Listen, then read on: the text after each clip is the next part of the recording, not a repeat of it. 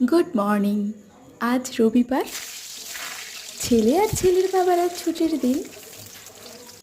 সকাল সকাল বাজার থেকে দেশি মুরগির মাংস এনেছে, তাই দেরি না করে তাড়াতাড়ি রান্নাটা বসিয়ে দিলাম।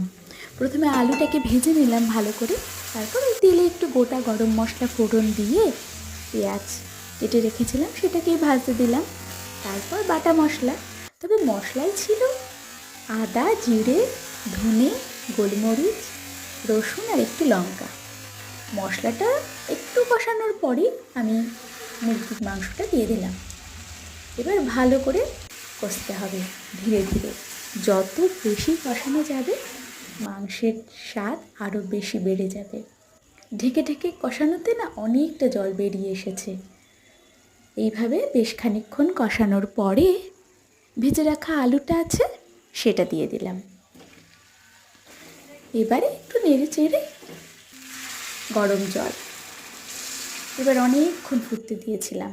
শুকনো শুকনো হয়ে আসলে একটু ধনে পাতা দিয়ে নামিয়েছিলাম। ধনে পাতা দিলে মাংসের স্বাদটা বেশ শীতকালের মাংসের মতো লাগে। আমার কিন্তু বেশ লাগে। কেমন লাগলো আজকে রান্নাটা অবশ্যই জানাবে।